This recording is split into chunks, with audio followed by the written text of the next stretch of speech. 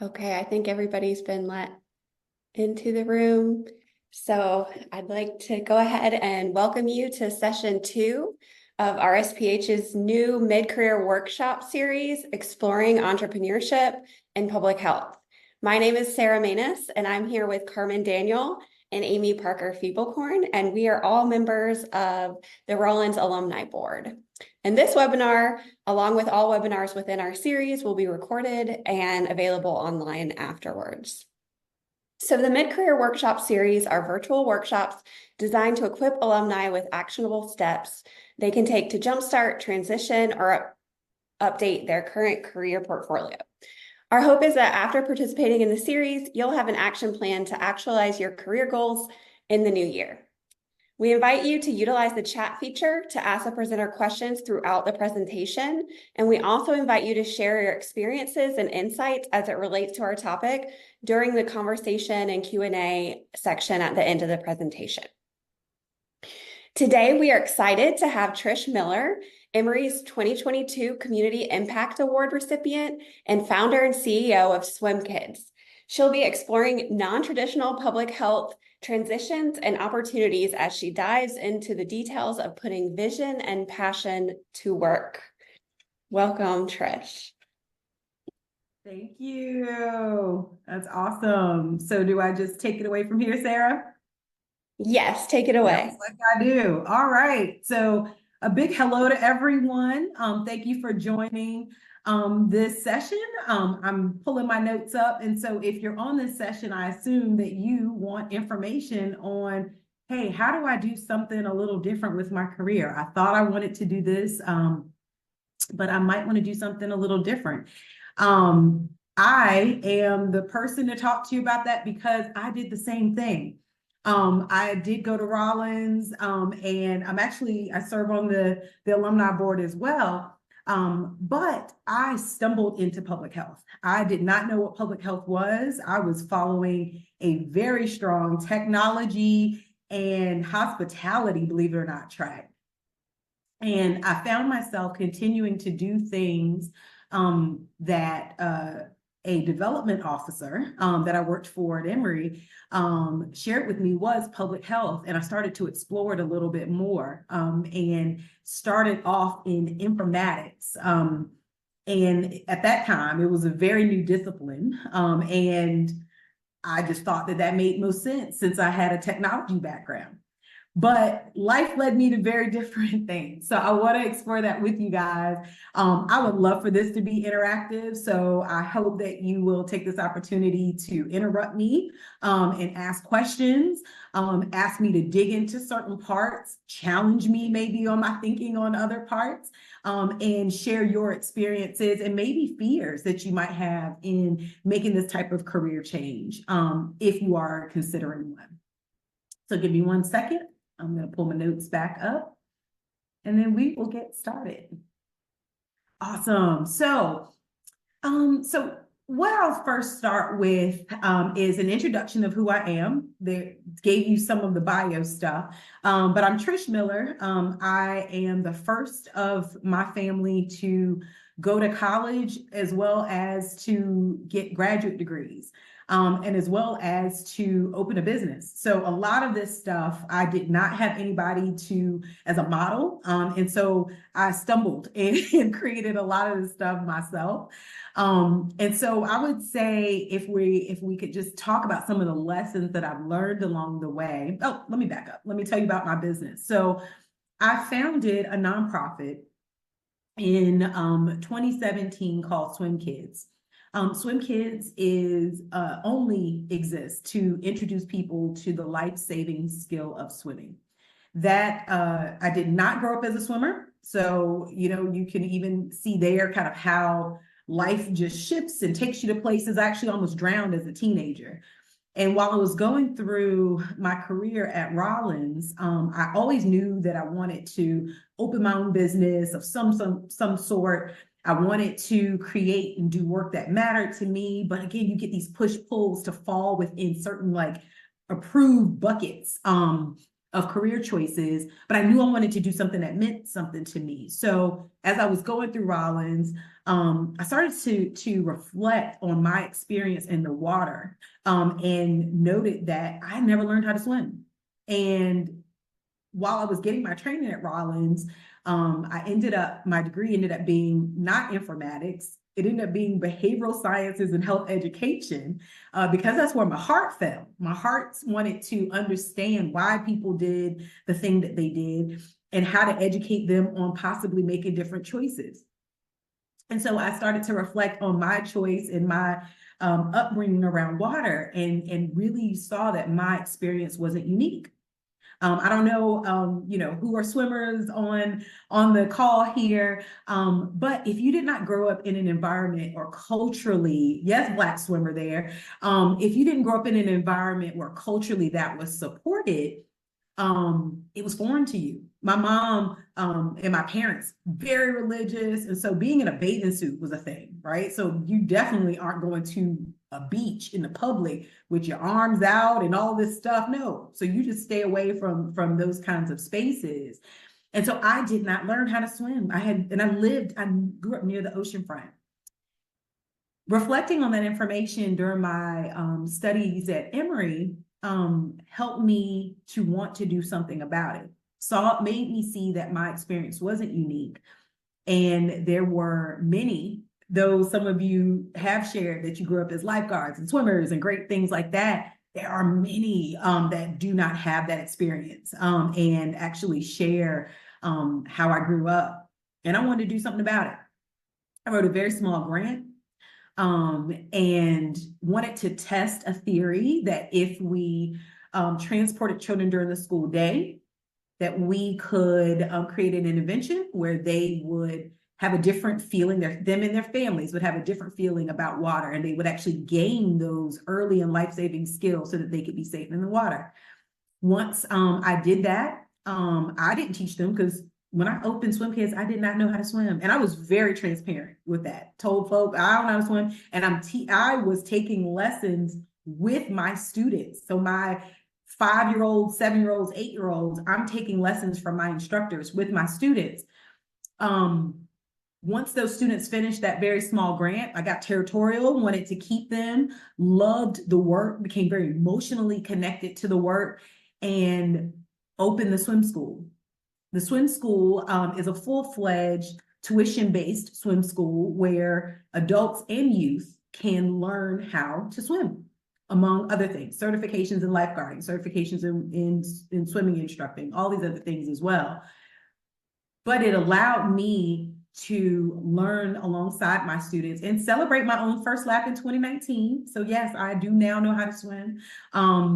But it allowed me to bring that very scary experience that I had as a teenager, where I almost drowned in the water, to work that meant something to me. And it allowed me to do some things that I didn't see possible or think that I could do.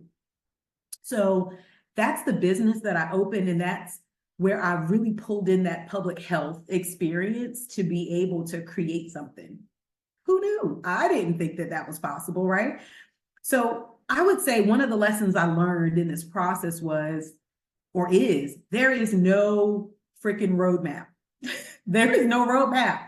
You got to figure it out. And that's the beauty of it too, is that you get to figure it out. You do not have to fall, because you're in public health, into these very structured boxes. Now, if that suits you and that's what you want to do, that's what's up. If you are looking though for this career shift, feel empowered to create your own map in order to get there. And that's one of the things that I was able to do. One of the other things I learned along this process was I gave myself permission to follow my heart instead of the money, because again, I was in this technology track and I wanted these checks and all of this stuff. But this work that I ended up finding myself in was not about money for me. The grant was super small. I worked full time while I started this organization. And so it was not about the money. What it has turned into, though, is an organization that allows me to support myself and my family. And we've grown beautifully, which I'll talk about a little bit later on. But the first part of that, in terms of being an entrepreneur and turning public health into a viable business for myself, was I first followed my heart around it and let that speak and drive the work.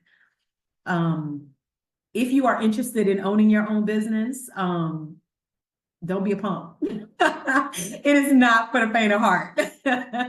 And you gotta have some thick skin. You gotta have some thick skin. You could be a punk. I'm just teasing with you, but you do have to have some thick skin.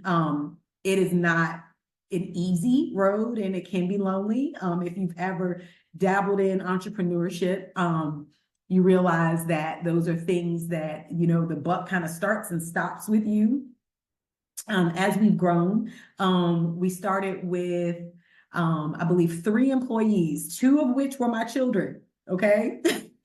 And notice I didn't list me because I didn't make any money. So they got paid and one other person got paid. We now celebrate over 40 staff, where 5 are full-time with benefits. And that pressure to provide and to produce is immense. But the outcome of that is gorgeous work, just absolutely beautiful work. And I'll share more about that later. The other lesson that I learned kind of in marrying my public health with business is you don't have to be a nonprofit. And it seems like we are pushed into this thinking of public health, mission-driven work equals nonprofit. It does not have to be that way. Now, I did open Swim Kids as a nonprofit, and I'll explain why I chose that structure. But you do not have to open your public health mission-driven work as a nonprofit, and I would actually encourage you not to. I know that's kind of I ain't supposed to say that, but I would actually encourage you not to. But being a nonprofit definitely has its pros, and being a nonprofit has some cons. So I'm going to press pause there just in terms of just sharing some of those lessons. And I would love to hear from some people in the chat, or if you come off mute, open your video if you want to, but share if any of those lessons learned even resonate with you. If you have a business that you're considering, so that we can even use that as examples throughout this talk. And I have a few other sections that I'm going to go through while we're discussing, but if anyone feels led to share anything right now, it'd be awesome.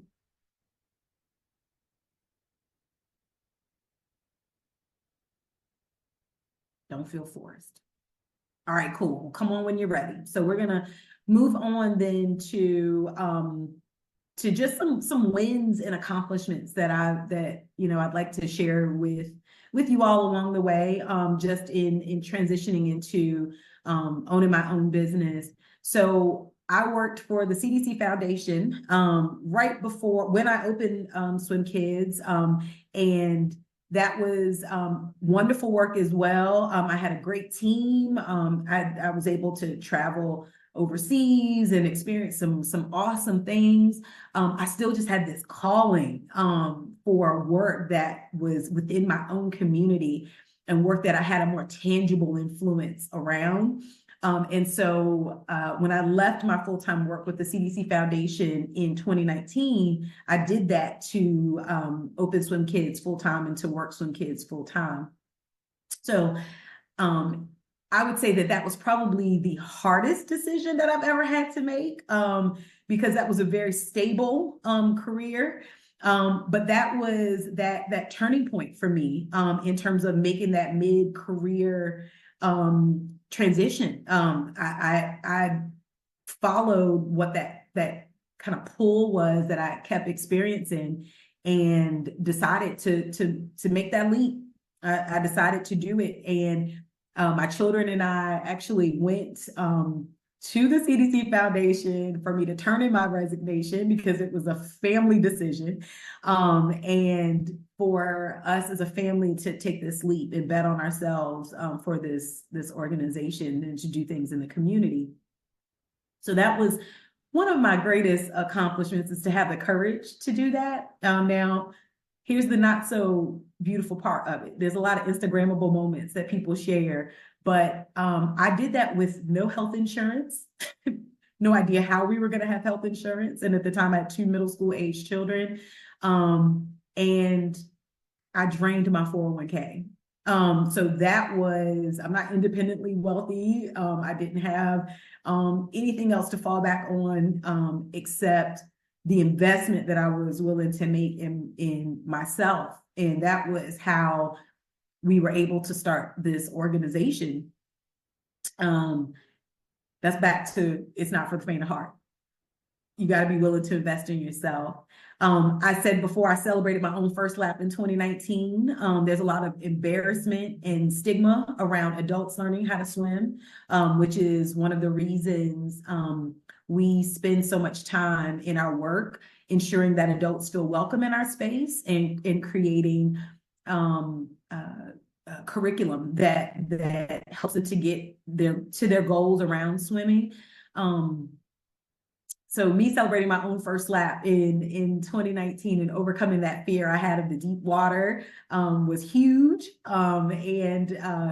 Actually now is a part of the fabric of our work. So anyone that celebrates a first lap in our waters gets a huge, exciting, everybody stops what they're doing, cheers, they get a certificate, they get a mention on our social.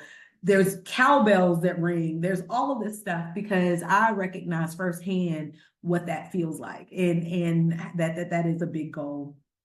I did a TEDx Atlanta talk also in 2019. And so if you have an opportunity to do something like that, I would encourage you to do it. It's a simple application and an audition.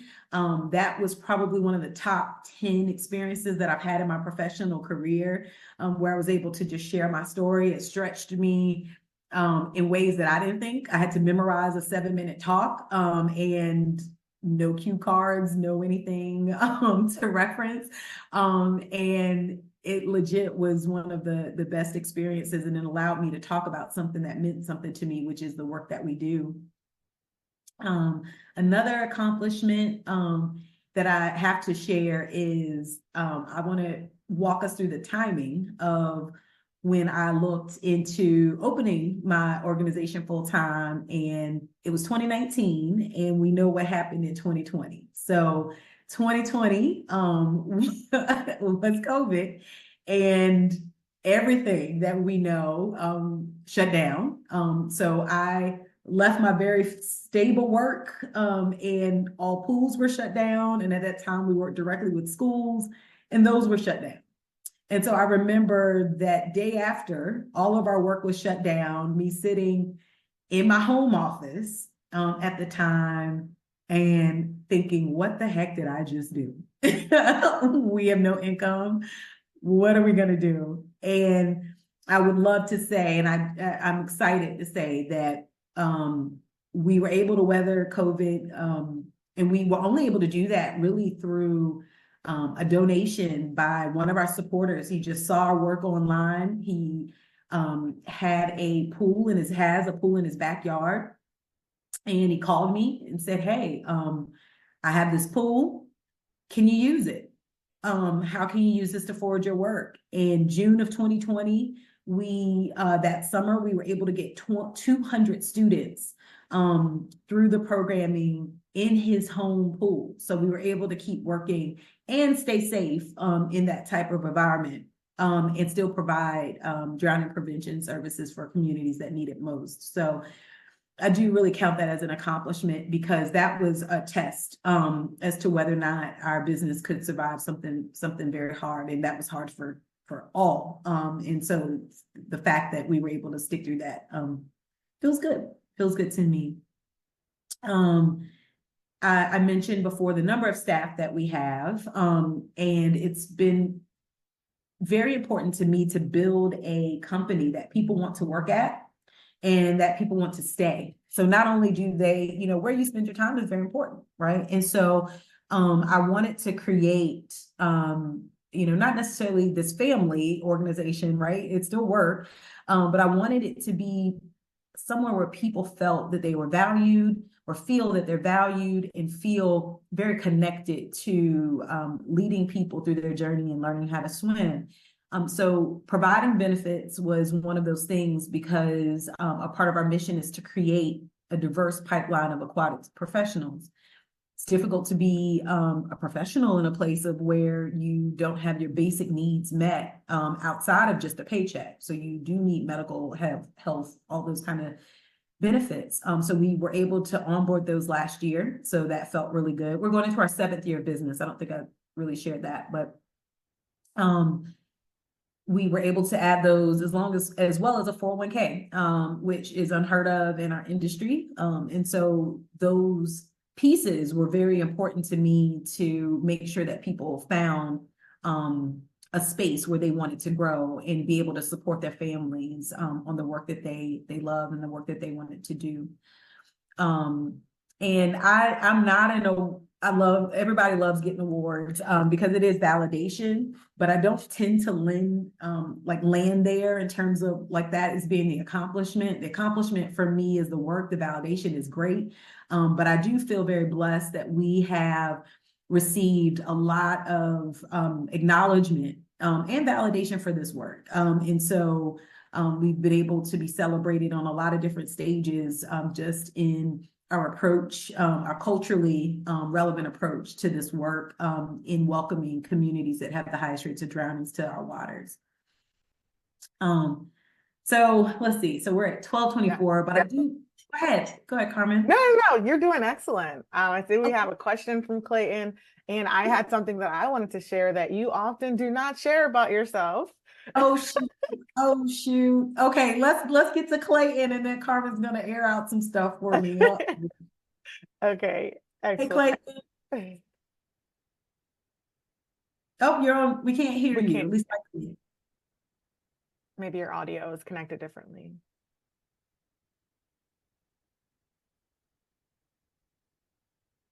Can you hear me now? Yeah, we got you. I have 3 computers set up online. Oh, you're fancy. So my question, you mentioned that you're not a nonprofit. So are all your, do you still do like grant funding, or are you kind of all just based off of, I guess, profits from swimmers? Yeah, so we actually are a nonprofit. Yeah, we are a nonprofit. I was encouraging people not to be a nonprofit. And this is why. So when we first started Clayton, and I'm happy to dig, so my training is an MBA. So my public health work will always feel very corporate. So my title is a CEO, all that kind of stuff. It'll feel very corporate. When I first opened the business, I structured us as having a for-profit arm and a nonprofit arm. So my nonprofit was my scholarship work, and it allowed us to provide subsidized lessons to these youth. Then when I said we had transitioned into a full-fledged swim school, and so that was our for-profit arm. Because the 2 businesses were very similar, they gave the same service, so swimming instruction. I actually received advice from our legal staff team, rather, to that we may get flagged from our nonprofit side as using our nonprofit to serve the for-profit. Again, very nonprofit. It's, it's public, and you have to be very careful in the type of work that you do. And so because I didn't want to create confusion around that, I ended up dissolving the for-profit side, and all of our work is under our nonprofit umbrella. So to answer your question in terms of grants and those kind of things, because of this type of work, I did choose to structure as a nonprofit because we have federally funded work and we also have state funded work. And so they love you to be a nonprofit. Now, you don't have to be a nonprofit. You can have a fiscal agent. You can have other ways that you can also be eligible to get those types of funds. However, for the type of work that we are doing, the nonprofit structure worked best. We still are going to pull a segment of our work off into a for-profit company, so that does not compete with our nonprofit work. But I just, as an MBA first, I will always lean on the side of having a for-profit structure over a nonprofit structure. That's a great. That's really helpful. And I have one more question. It's such a scarce resource of public pools. Like, how are you navigating the space, especially in minoritized populations? I used to work for public pools, and probably 80% of them are closed now. So I'm wondering, are you partnering with businesses? Are they giving you in-kind like pool use? Like, if you could speak on that. Yeah, you spoke a whole word. That if I had my magic wand, if I could dig it out someplace and use it to solve just that issue, life would be lovely. The short answer to your question about in-kind, no. So we rent all of the pool space that we are in. And it is extremely expensive. We've looked at, do we dig? What are our scaling strategies? And that's a whole nother conversation. But you're right, the resource, what we need most is water, is very stretched, especially in the communities that we serve. And those pools that you mentioned are closed because they're unable to actually staff them, because they're not able to actually, they need that pipeline of aquatic professionals so that they know the skills, so that they can lifeguard, so that they can teach swimming, those kinds of things. So we're trying to solve that issue by training at a young age and retraining young adults. We currently have 4 locations. We're in Atlanta, Georgia, and we're based around Metro Atlanta. So we have 3 locations that are within the DeKalb County part of Georgia, if you're familiar with it. And then we also have a location that's more rural in Walton County, which is an hour outside of the city. We look to renovate spaces. So that's been one of our scaling strategies. So if there's a pool, like you just mentioned, Clayton, that's closed, it either needs to be staffed or it's under programmed. We look to first program that pool, or to partner with them in a contractual way to program that space. If we're renovating, though, we look for an exchange. So for the renovation, we like exclusivity to use that water, that kind of thing. So that's more so how the business sausage of doing this is made. But because we're so dependent on others who own the water, it does kind of create sometimes inconsistency in the programming that we can offer. So it's a great question. Thank you, Clayton. And thank you so much, Trish. This has been a really great learning opportunity into the ins and outs, all the things that happen in business and entrepreneurship that you don't hear about. No one really talks about. They don't get into the nitty-gritty details.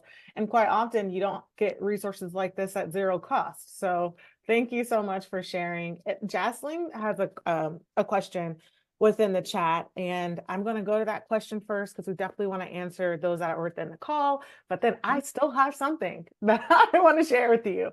So actually Nicole first commented, she applauded you for founding your business and the services that you offer, but also serving you and your family.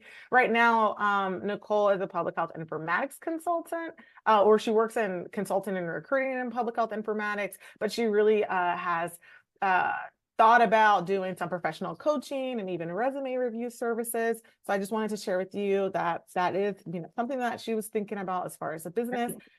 And so if you have any, insights or thoughts on that, please share. And then Jaslyn also asked, which may tie into your background and your education within business, but how did you come to learn business parts of opening? So like, getting your employees benefits, handling taxes, etc. So we have Nicole, who's thinking about some professional coaching or even resume review services. And then Jaslyn asking, like, how did you know about the business aspects? Where did that knowledge come from? Cool. So Nicole, I think those are awesome and needed services, and the expertise around those disciplines are not readily available. So I definitely encourage you to offer those to the public. especially on the resume side. Just from, yeah, we're year-round swim, but we staff up very quickly, especially in spring, summer, for a very diverse type of different positions.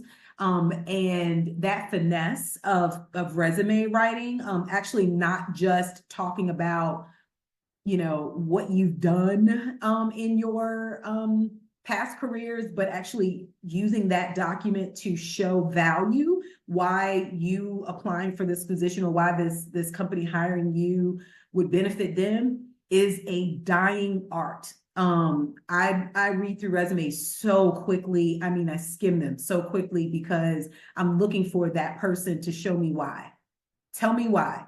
And I know that if you're a receptionist that you answered phones. I know that. So you don't have to tell me what a receptionist does. Tell me why you were a rock star receptionist, right? And so, Nicole, please help the masses. They need you. Help them, coach them, please.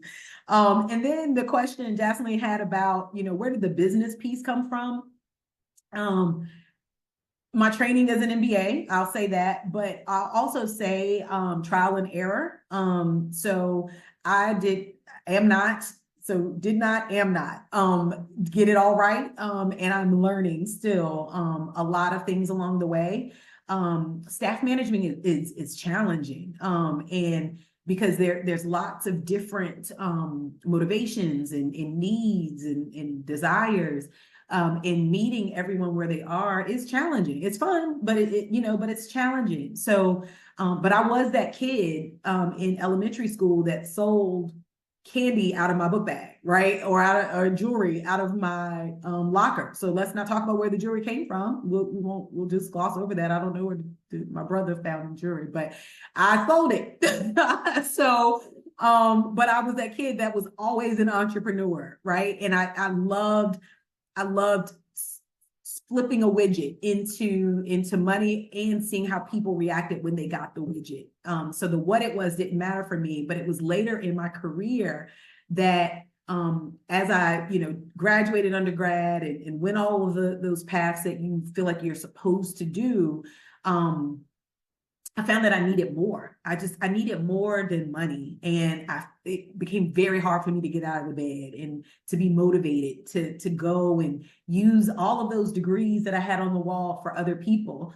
And I really one day just said, well, what if I used them for me? What if I use the training and all those things that I've accomplished along the way for something that means something to me? What would happen? And that's really where using that business mindset came from, and reading a lot too. Like I love Audible books because I just don't have time to sit and read. I prefer to read the hardback, but I just tried to really look at some of the examples and models that exist now. I don't think you need to recreate. I think you can rely on what's been done before and pull pieces that have worked. But then that nitty gritty piece, like you mentioned, taxes and all structuring and all that stuff. I geek out on business structures, geek out on that. So that's a Trish thing. But taxes and accounting, I do not like all of that stuff. And so I hire people that know it. And I know enough about it to be dangerous, but I don't want to do it. So I hire people that specialize in that, but I've educated myself as to have the understanding of it. So I hope that answered the question. Cool. Thank you, Trish. Yep, sounds like it did. Well, I wanted to share that Trish and I, we went to Rollins same time, and we had a class together, and I think it was evaluation. Was it an evaluation class? I think so. That was one of the ones. I think both of us worked full time, so our memory probably isn't good about what classes we had, but I believe it was an evaluation class. And when Trish was awarded the Emory Award in last year, 2022, 2 years ago, I then remembered that she did her evaluation project in the class on public swimming in Georgia. And I couldn't remember like if there was a specific area that you did, but I remember that evaluation so clear. And I think you actualizing your passion, but also your educational opportunities and experiences, and that leveraging the beautiful work that we see today is something of note. And even thinking about back into your own, everyone else's own career at Emory, or your academic or professional experiences, it could be something so small that you may even forget about that you did that was really true to your passion. And I think when I went up to Trish at that evening, I don't even know if you remembered. You said, "Oh, wow, I did do that." Thanks for bringing it to my attention. And I think this happens most often than not. And I, what I hear from what you're saying is truly like figuring out what's your why. And Mhm. I wanted to ask you, and I heard it multiple times, like, how do you get out the bed in the morning? What is your purpose? What is your passion? And one of the questions that I had for you, because it can be hard. That's a practice within itself. That's a skill that you have to develop in understanding what's your why, because we get so caught up in this rat race of having a traditional career, ensuring that we have our basic needs met. And so my question was really about just that intersectionality. And I know there isn't a formula or a theory or a map that you can create, but what does it look like, that intersectionality of like your personal experiences that impact you, so cultural relevancy you talked about, but then also your professional experiences as well as your academic experiences. What does that intersectionality look like, and what was it, that ding, that really helped you put a description to that passion that you wanted to follow? Yeah. Oh, that's such a great question. And I don't even know that I can do it do it justice, but I'm gonna say there's two things that kind of guide me along the way, or that I found very helpful. Number one, I want freedom. And freedom means a lot of different things to people. But freedom for me doesn't mean I'm independent, I'm just super wealthy. Yes, money is great, but that's not what freedom means to me. Freedom means that I get to chart my path and move and do things that I choose to do. That's legit what I'm doing, the work that I choose to do. I surround myself around people that I choose to be around. And so freedom really guides a lot of my movements. The other part is I need to do work that matters. That's why corporate America did not fit. I was not a great corporate America person. It did not fit. I was probably a horrible employee because I didn't want to be there. And it's okay, especially now. I will say this: I talk with my tribe often about their experiences and what led them into entrepreneurship. And the thing that we all have in common is we were terrible employees because we thought we knew everything. We know more than what our bosses knew. So who wants to hire somebody like that or employ them every day, right? So not horrible in the sense that I didn't do the work. I did the work, but I just knew it all. So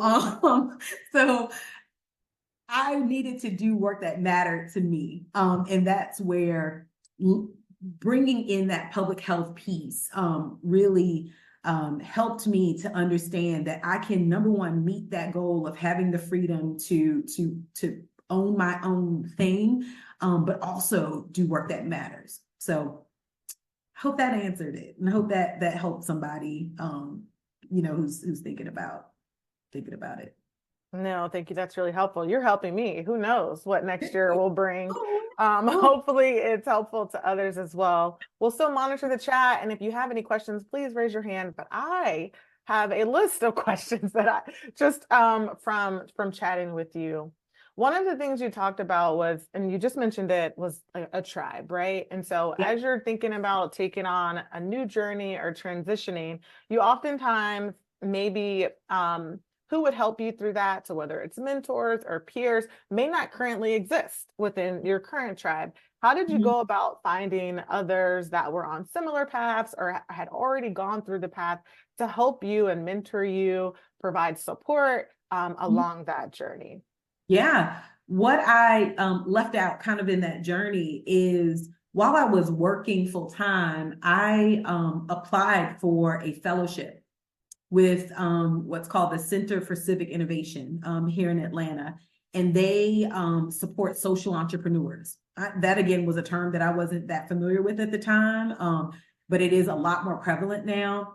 And so it was them that I brought this idea which probably was born out of our evaluation project. But I brought this idea of creating a program to test this intervention. And I was selected through that process. And that's really what created, they validated, I've used that word a few times, that this could be a thing, right? Like they helped me. It wasn't like they gave me a bucket of money, hey, run and go open a business. But the peers that I had around there said, you know what, you can actually, this can do something. This can make a difference, make an impact in the community. And that tribe, and I've been in a billion fellowships and accelerators since then, but that tribe is so deep and strong. I don't know if people have similar experiences where your first year, like in your undergraduate career, your first year folk probably are people that you still talk to now, right? First year I went to University of Virginia, we don't call it freshmen, first year. But those are people that I still talk to this day. The tribe that I met in that business accelerator, I actually talked to one of them right before I jumped on this call. I legit talked to at least two of them every single day. And they are people that I met in 2017, but still understand the work that we're doing, still understand questions and challenges and big ups and all this kind of celebrations and all of those kinds of things along the way. So finding ways to get that tribe, people that get it, is what is necessary. And unfortunately, friends and family may not necessarily get it, and they may be very helpful and supportive in different things, but that tribe of entrepreneurs, if that's the discipline and if that's the path that you're going, I think is amazing. And you should definitely look into something like that to get it. Thank you. That's really helpful. And I linked the Civic Atlanta Fellowship within the chat. I'm sure there are many, many more. And if you have others by name that you want to share, they may be local to Atlanta, but I'm sure that would be helpful too. And I see Amy has come on camera and her hand is raised as well. Yes, thank you so much, Trish. It's just so inspiring hearing your story, and you tell it with such grace, and everything that you've accomplished is just remarkable. And you loved hearing your why, and how you followed your heart instead of the money. But leaving a stable career still requires such a leap of faith. And how did you know when you hit that point? And what was the motivating factor that allowed you to take that final leap to just go for it? Because I think a lot of people teeter in this realm of, this sounds amazing, it's my dream to do that, but then they think I have kids to raise, or I have my 401k, my future to think about. And so how do you balance those needs, and what was it that was that final motivator to push you to just go for your dreams? Amy, oh, now that is the $1 million question. So let me bring you in to the brain of Trish. So I am not risk averse. So that what I would say is probably one of the things, is the tagline. So I've had Gmail since it was born, right? And the tagline that I've had on it, my signature line, has been "Leap and the net will appear." So that part is just a piece of my fabric. But what I had that moment of where I was like, I can't do this, man. I gotta be responsible. And in November, I'm pointing as if you guys can see this, but I'm in our management offices, our administrative offices in downtown Decatur, Georgia, where I signed a lease for my management staff to be able to work out of this building. And we have classroom space, we have a storefront here, all of these kinds of things. Now, why that's important to this conversation is 3 blocks from this particular building, I used to work for the Task Force for Global Health, which is under the Emory umbrella. And I was talking to one of the directors, she and I were having coffee 3 blocks from here. And I said, you know, I've always wanted to open my own thing. You know, I'm thinking a nonprofit. I'm thinking, you know, something that really supports and helps the community. So I'm thinking that that's what I want to do. And she was like, well, shoot, why don't you just do it? Like this is not the first time you mentioned this. Just why don't you just go ahead and do it? I was like, girl, no, I got children. I'm a single parent. I was like, you know, I need benefits. These children may have fallen off something and broke something. I need to be able to get them to the doctor, right? So I'm thinking about all of those things and all of those fears and all of those reasons why I couldn't. And the thing that tipped me all the way over the edge is I was just in my room one day, and I mentioned this a little bit ago, and people don't react to these things in the same way, but I had a performance evaluation or whatever for where I was currently working. And it was a great performance evaluation. They liked what I did. You know, I said I was a bad employee, but I still did the work. So they liked it. And I think my increase was like 3%. But I brought work home. I mean, I did work on the weekends but the 3% was the top. And I was like, why am I allowing someone to put a ceiling on me? And what would happen if I got from under that ceiling? What would happen? And in that same room that I was sitting in, I was looking again at all of these degrees. So I have a degree from the University of Virginia. I have a degree from the College of William and Mary, and I have a degree from Emory. Okay, I'm looking at these very expensive pieces of paper that say Trish knows things, right, on my wall. And I said, well, shoot, what would happen if Trish used that knowledge to forward the thing that Trish wanted to do? Just what would happen? And what is the worst? I have the knowledge. I can always get another job, right? So if I left and I did the thing and it was scary and it didn't work, I could find another job. And so that was my thinking. And I would not advise that for everybody, because there was a level of grind and back against the wall that I didn't give myself an opportunity for it not to work, because I had 2 children that needed to eat, right? And they needed to go to school and all the expensive, they need internet and all the expensive stuff they need, right? So I did not give myself an opportunity for the thing not to work. And that's why when COVID hit, man, my grind was extra strong. I'm calling folk. Thankfully, that guy reached out to me because I guess he saw and heard of me trying to find this outdoor pool. But there has to be a certain amount of stubbornness. I wouldn't even call it determination. Determination, yes, beautiful. That's our Instagram word of the day. Stubbornness that you have to have, that once you hear no, that it's like, okay, that's what's up. You'll say yes soon. Oh, you'll say yes soon, and come back around to it. And the stubbornness of this will not fail. This will not fail. The community needs this service from me. And for whatever reason, I was plopped on the earth to provide it. And I'm the Pied Piper to lead us to what we need.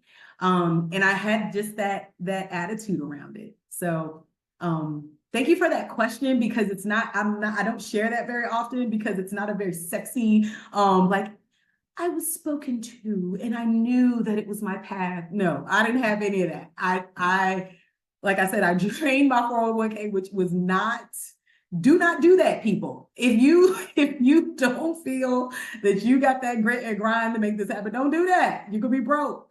But if you feel that you're gonna bet on you and you are gonna invest in you, I say put all of your chips in. And that's exactly what I did. I put every single thing in to Trish. That was the first time I'd ever done that. Never, ever regretted it. Never looked back on it since. I worked in a very recognizable, what do you call it? Skyscraper in Midtown Atlanta.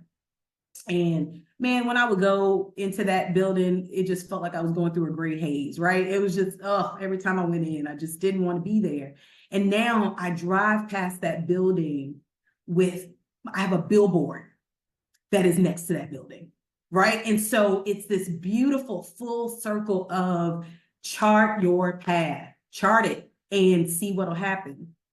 I felt very preachy there. I felt like I should get an amen at the end, but That was awesome.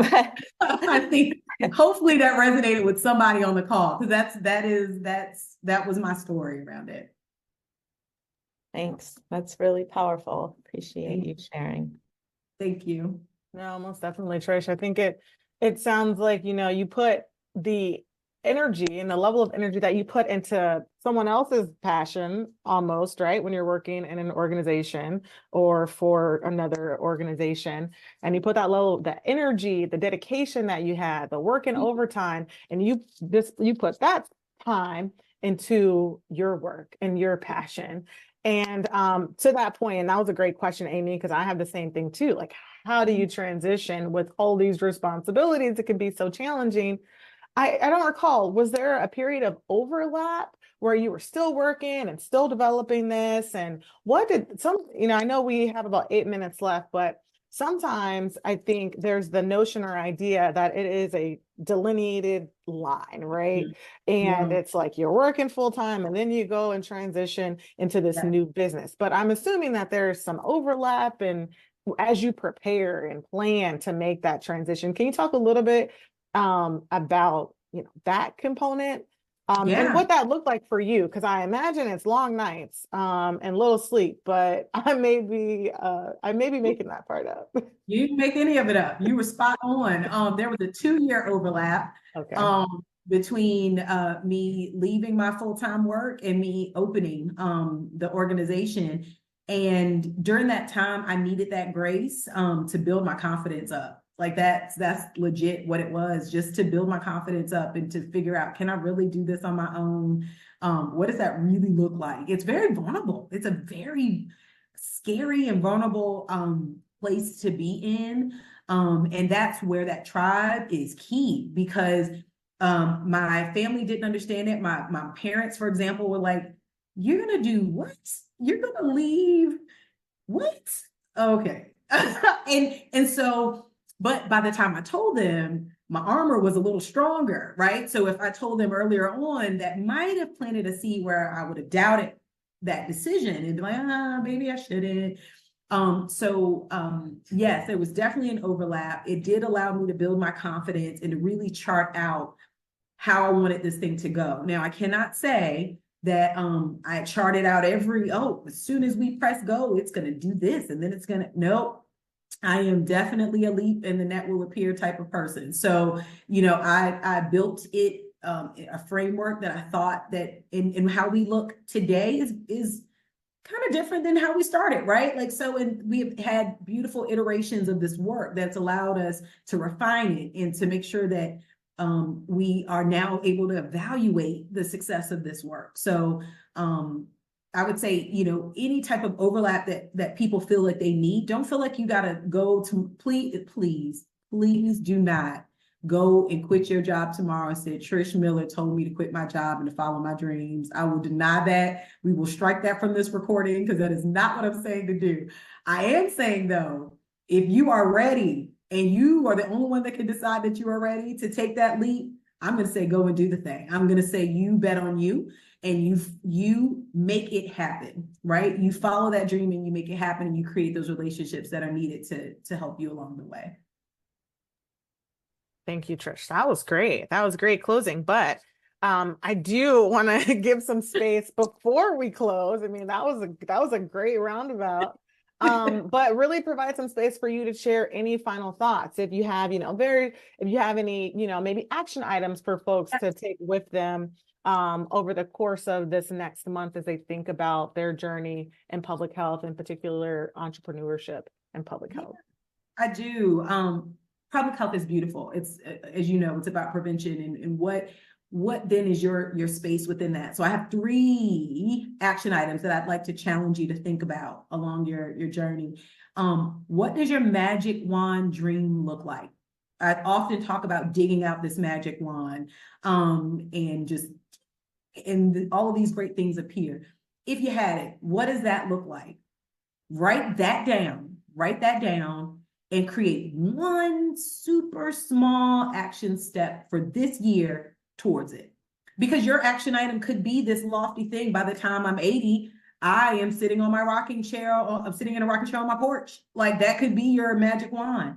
What will get you to that rocking chair on the porch, though? Like, what is that very small thing that helps you incrementally each month, each year, each week, each day, whatever the thing is, to make it there? That's number 1. Number 2, this is where I think a lot of people discount how important this is. You are learning a skill that is needed in this, wherever you live. There are small businesses, there are local businesses that would love the expertise that you are gaining along the way. And what I would encourage you to do is to reach out to one of them and offer your expertise. Now, you don't have to do it 40 hours a week. Maybe it's just one day, and they might pay. I'm sure they'll pay you even for that. But for example, I don't typically have volunteers to do work for us, but those that have experience in public health, I hire them as evaluators. I hire them, for other things that we need within. But don't assume that they already have these as connects. If you want to put the thing in practice that you're thinking you want to work and have a career in, please go to a small business in your community and offer it up and get to test it real time. So that's number 2. Number 3, and I'm going to drop the mic on this one, is find your tribe. If your tribe is at Rollins, I need you to cling on them, talk to them as often as you can, care about them. How was your day? What can I do to support you? What great happened to you today? What sucked today? All right. And be that person that helps to push that collective along. So what does your magic wand dream look like? Write that thing down and do one small thing to get to it each day, year, moment that you can. Reach out to one small business to offer your expertise in your community. And number 3, find your tribe. Bravo. Thank you so much, Trish. This was great. Thank you so much for sharing your insights and your experiences. Again, like I mentioned, it's very rare that we're able to hear from people in real time and get such rich information at no cost. So thank you. This has been amazing. There is a call. My bill right after this, oh, okay, there's a bill. Okay. Invoice Michelle. We'll invoice Michelle. But no, I love that. And I'm going to place that within the chat. Just your 3 key action item. What does that magic wand look like? You are the expert. Go out there and test it out. And then also finding your tribe. For everyone on the call, I'm going to put our next session in the chat, and that will be Demystifying Consulting in Public Health. If you have not already registered, the link is within the chat feature. It'll be held on Wednesday, March 27th. At 12 p.m. Eastern Standard Time. We hope that you can join us as we gear up for this next conversation. Again, Trish, thank you so much for being here today. We will have, again, this meeting will be recorded and available to all. So if you have any questions or want to rewatch it, we'll make sure that it is available. But thank you so much, Trish. This was phenomenal. Have an amazing day. Thank you. You too.